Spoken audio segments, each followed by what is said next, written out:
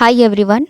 आज के वीडियो में हम डिस्कस करेंगे क्लास 9 के लिए एसएसटी का सिविक्स का chapter 1 Indian constitution and governance. तो स्टार्ट करने से पहले अगर आपने अभी तक चैनल को सब्सक्राइब नहीं किया है या फिर आप न्यू हैं चैनल पे तो please subscribe the channel. Start करते हैं टॉपिक कॉन्स्टिट्यूशन ऑफ इंडिया से।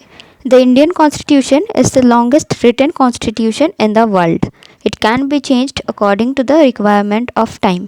यानी कि इंडिया का जो कॉन्स्टिट्यूशन है, हमारे भारत का संविधान, ये सबसे बड़ा, सबसे ज़्यादा लंबा लिखा हुआ कॉन्स्टिट्यूशन है वर्ल्ड का। एंड इसमें टाइम के साथ जब चीज़ों की एडवांसमेंट होती जाएगी उस रिक्वायरमेंट के साथ कॉन्स्टिट्यूशन को चेंज भी किया जा सकता है, कुछ रूल्स चेंज किए जा सकते हैं। ठीक है। The principles of the constitution have been mentioned in the preamble.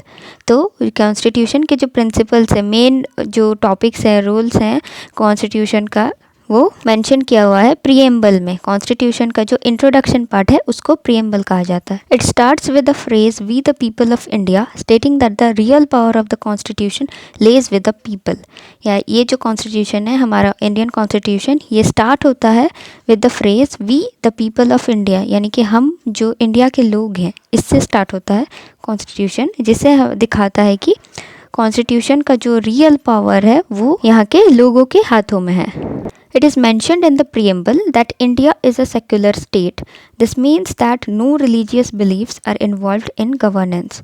तो प्रियम्बल में मेंशन है कि इंडिया एक सेक्युलर स्टेट है। सेक्युलर स्टेट यानी कि जहाँ सभी धर्मों को इक्वल, सभी रिलीजन को फॉलो करने का फ्रीडम हो। एंड हमारे गवर्नेंस में यानी कि सरकार सिस्टम में रिलीजियस बिलीफ्स को अलाउड नहीं किया जाता है। The draft of the constitution was finally adopted by the constituent assembly on 26 November 1949 and the constitution came into effect on 26 January 1950। Constitution का ड्राफ्ट यानी कि जो लिखा हुआ कॉन्स्टिट्यूशन था वो अडॉप्ट किया गया था कॉन्स्टिट्यूएंट असेंबली के द्वारा 26 नवंबर 1949 में। अडॉप्ट किया गया था मतलब एक्सेप्ट किया गया था। ठीक है। एंड 26 जनवरी 1950 को कॉन्स्टिट्यूशन केम इनटू इफेक्ट, मतलब इसके बाद से कॉन्स्टिट्यूशन लागू हुआ, यानी कि कॉन्स्टिट्यूशन के रूल्स को इसके बाद से फॉलो किया जाने वाला था। नेक्स्ट है फंडामेंटल राइट, बेसिक राइट्स, यानी कि जो जरूरी अधिकार लोगों को मिलने चाहिए। और constitution provide 6 fundamental rights to the citizens of India, यानी कि हमारे कॉन्स्टिट्यूशन में 6 फंडामेंटल राइट्स हैं जो कि हमारे सिटीजन्स को दिया गया है। तो ये 6 राइट्स हैं। पहला है राइट टू इक्वालिटी, यानी कि सभी लोग यहाँ के इक्वल हैं, कोई किसी से कम नहीं या ज़्यादा नहीं। सेकंड है राइट टू फ्रीडम। इंडिपेंडेंस से पहले हम क्या थे, हम लोग स्लेव्स थे ब्रिटिश के, तो उसके बाद हमें फ्रीडम मिला, तो ये भी एक राइट है, हम किसी के स्लेव्स नहीं रहेंगे, हमें फ्रीडम है। थर्ड है राइट अगेंस्ट एक्सप्लॉयटेशन। एक्सप्लॉयटेशन का मतलब है शोषण करना, यानी कि फोर्सफुली हमसे कुछ काम करवाना अपना। तो ये अधिकार है आपको, ये राइट है कि आपको अगर कोई शोषण करे, एक्सप्लॉयटेशन करे, तो आप उसके अगेंस्ट केस फाइल कर सकते हैं कोर्ट में। इंडिया में लोगों को सभी धर्मों को फॉलो करने का राइट है, आप किसी भी रिलीजन को फॉलो कर सकते हैं। नेक्स्ट है right to freedom cultural and educational rights, यानी कि आप जो भी कल्चर फॉलो करते हो, राजस्थानी, गुजराती, मराठी या ट्राइबल, कोई भी कल्चर आप फॉलो कर सकते हैं। एंड सभी को एजुकेशन लेने का अधिकार है। And the 6th right is right to constitutional remedies. इसका मतलब है कि कॉन्स्टिट्यूशन में मेंशन किए हुए जो राइट्स आपको मिलते हैं, अगर आप किसी के दबाव में उन राइट्स का यूज़ नहीं कर पा रहे हैं तो आप सुप्रीम कोर्ट में जा सकते हैं एंड अपना कंप्लेंट फाइल कर सकते हैं कि आप अपने राइट्स का यूज़ नहीं कर पा रहे हैं। एंड आपको मेंशन करना होगा कि कौन आप पे दबाव डाल रहा है। Our constitution also provides 11 fundamental duties to its citizens. तो हमारे कॉन्स्टिट्यूशन में सिटीजन्स के लिए 11 फंडामेंटल ड्यूटीज़ मैंशनड है। नेक्स्ट है the 3 arms of our government. तो इंडिया का भारतीय सरकारी सिस्टम जो है, इसमें 3 आर्म्स हैं। जैसे डिफेंस के आपके 3 आर्म्स हो गए, आर्मी, नेवी एंड एयरफोर्स, वैसे ही हमारा जो सरकार है भारत का, उसके 3 आर्म्स हो गए, एग्जीक्यूटिव, लेजिस्लेचर एंड जुडिशियरी। सबसे पहले देखेंगे यूनियन एग्जीक्यूटिव। जो हमारा सेंट्रल एग्जीक्यूटिव है उसे यूनियन एग्जीक्यूटिव कहा जाता है। It consists of the President, the Vice President and the Council of Ministers headed by the Prime Minister. तो यूनियन एग्जीक्यूटिव में कौन कौन आते हैं? President, vice president, ministers and prime minister. The president, he is the executive head of the state and first citizen of India. तो president जो है वो इंडिया के एग्जीक्यूटिव हेड है एंड इनको फर्स्ट सिटीजनशिप दिया जाता है। The president shall have the power to appoint and remove high authorities like prime minister, other ministers of union, judges, governors of states and appoints chiefs of army, navy and air force। तो president के पास power रहता है कि वो appoint और remove करें high authorities जैसे कि प्राइम मिनिस्टर और जो यूनियन के अदर मिनिस्टर्स होते हैं, जजेस एंड गवर्नर्स ऑफ स्टेट, और ये आर्मी, नेवी और एयरफोर्स के चीफ्स को भी अपॉइंट कर सकते हैं। अभी हमारे करंट प्रेसिडेंट हैं mister Ramnath Kovind. Next is vice president, he is elected by both the houses of parliament. तो वाइस प्रेसिडेंट को इलेक्ट किया जाता है जो हाउसेस हैं पार्लियामेंट के, हम आगे पढ़ेंगे, लोकसभा एंड राज्यसभा, ये जो दो हाउसेस हैं इनके मेंबर्स इलेक्ट करते हैं वाइस प्रेसिडेंट को। The vice president is the ex officio chairman of the council of states, Rajya Sabha. तो ये एक्स ऑफिशियो चेयरमैन है राज्यसभा के काउंसिल के। Council of ministers, constitution states that there shall be a council of ministers with a prime minister at its head to aid and advise the president.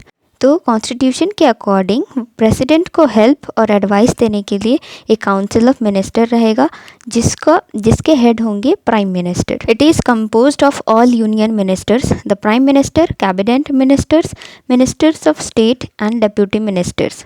तो council of ministers में कौन कौन ministers यानी मंत्री रहेंगे, वो हैं सारे यूनियन मिनिस्टर्स यानी कि सेंट्रल के जो मिनिस्टर्स हैं सारे रहेंगे, फिर प्राइम मिनिस्टर्स यानी प्रधानमंत्री, cabinet ministers, ministers of state यानी कि राज्य के मंत्री सब, और deputy ministers.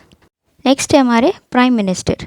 The prime minister is the head of the government and the head of the council of ministers. Prime minister ही सरकारी रूप से इंडिया के हेड हैं और ये काउंसिल ऑफ मिनिस्टर्स के भी हेड हैं।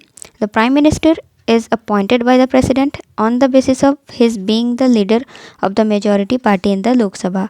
तो प्राइम मिनिस्टर को अपॉइंट करते हैं प्रेसिडेंट, लोकसभा में जो पार्टी मेजॉरिटी के साथ जीतती है उसके लीडर को प्राइम मिनिस्टर बनाते हैं। तो अभी हमारे करंट प्राइम मिनिस्टर हैं मिस्टर नरेंद्र मोदी। नेक्स्ट है यूनियन लेजिस्लेचर। तो हमने एग्जीक्यूटिव पढ़ा, अब है legislature. Legislature of the Union is called the Parliament and consists of the Rajya Sabha, Council of States and Lok Sabha, House of the People and the President। तो legislature को parliament भी कहा जाता है, इसके अंडर आते हैं राज्यसभा जिसको काउंसिल ऑफ स्टेट कहा जाता है एंड लोकसभा जिसको हाउस ऑफ पीपल कहा जाता है, और president. Rajya Sabha, Council of States. Rajya Sabha is the upper house of the parliament and the first sitting of the Rajya Sabha was held on 3rd April 1952। तो राज्य सभा पार्लियामेंट का upper house है और इसका पहला सिटिंग यानी कि पहली बार इसमें मेंबर्स बैठे थे 3rd अप्रैल 1952 में। The maximum permissible strength of the राज्य सभा इज़ 250, यानी कि 250 से ज़्यादा मेंबर नहीं हो सकते राज्यसभा में। And of these, 238 members are elected indirectly from the states and union territories and 12 are nominated by the president for their expertise in arts, literature, science and social service। तो इन 250 members में 238 members जो हैं वो indirectly elect किए जाते हैं state से and union territories से, एंड 12 मेंबर्स जो कि art, literature, science and social service में एक्सपर्ट हो उन्हें नॉमिनेट करते हैं President। Currently, the strength of the Rajya Sabha is 245. Of these, 229 members are elected from states and 4 members represent union territories and 12 members are nominated by the President। तो अभी जो current Rajya Sabha के members हैं वो 245 हैं, जिसमें से 229 मेंबर्स हैं स्टेट से इलेक्ट किए गए, 4 मेंबर्स हैं यूनियन टेरिटरीज से एंड 12 मेंबर्स को प्रेसिडेंट ने नॉमिनेट किया है। नेक्स्ट है लोकसभा जिसको पीपल्स हाउस कहते हैं। The Lok Sabha is the lower house of the parliament and its first sitting took place on 13 May 1952। The current Lok Sabha is the 16th constituent Lok Sabha. तो लोकसभा को पार्लियामेंट का लोअर हाउस कहा जाता है और इसका फर्स्ट सिटिंग यानी कि इनके मेंबर्स फर्स्ट मीटिंग किए थे 13 मई 1952 में। तो अभी का जो लोकसभा है ये 16th कॉन्स्टिट्यूएंट लोकसभा है। 3 sessions of the Lok Sabha are held every year. तो 3 सेशन लोकसभा के हर साल फॉलो किए जाते हैं। पहला है बजट सेशन जो कि फरवरी से मई मंथ में होता है। नेक्स्ट है मॉनसून सेशन जो कि जुलाई से सितंबर के टाइम होता है एंड विंटर सेशन जो कि नवंबर से दिसंबर होता है। 530 members from states, 20 from union territories and 2 nominated by the president from the Anglo-Indian community. तो लोकसभा के 530 मेंबर स्टेट से इलेक्ट किए जाते हैं, यूनियन टेरिटरीज से 20 और 2 लोगों को प्रेसिडेंट नॉमिनेट करते हैं एंग्लो इंडियन कम्युनिटी से. The constituent assembly took 2 years 11 months and 18 days to complete the constitution. तो कॉन्स्टिट्यूशन को कंप्लीट करने में कॉन्स्टिट्यूएंट असेंबली को लगा था 2 साल 11 महीने 18 दिन. नेक्स्ट है हमारा third arm of the government जो कि है judiciary. The judiciary interprets laws, settles disputes and administers justice.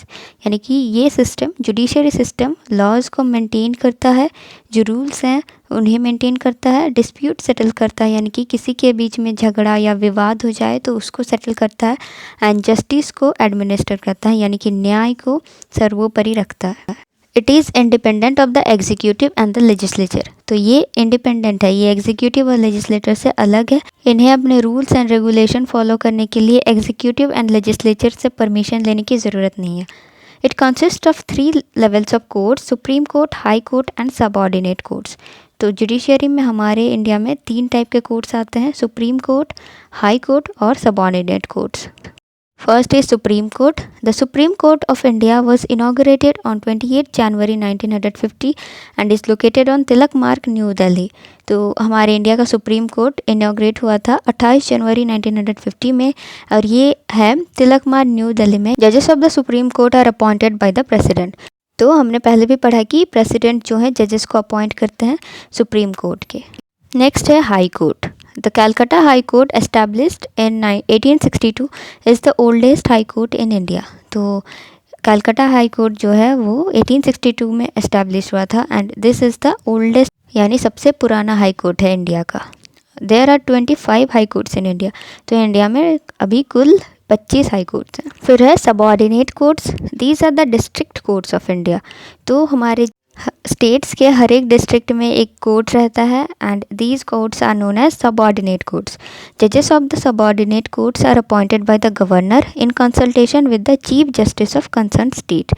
तो इन सबऑर्डिनेट कोर्ट्स के जजेस को अपॉइंट किया जाता है गवर्नर के द्वारा उस स्टेट के चीफ जस्टिस से कंसल्ट करने के बाद. The governor is the constitutional head of the state and the same governor can act as governor of more than one state. तो गवर्नर किसी स्टेट के कॉन्स्टिट्यूशनल हेड होते हैं एंड एक ही गवर्नर एक से ज़्यादा स्टेट के भी गवर्नर बन सकते हैं. The governor is appointed by the president.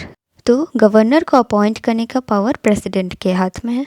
तो ये था सिविक्स का चैप्टर 1 का एक्सप्लेनेशन. इसका क्वेश्चन आंसर्स हम अगले पार्ट में करेंगे. तब तक के लिए बाय, मिलते हैं अगली वीडियो में.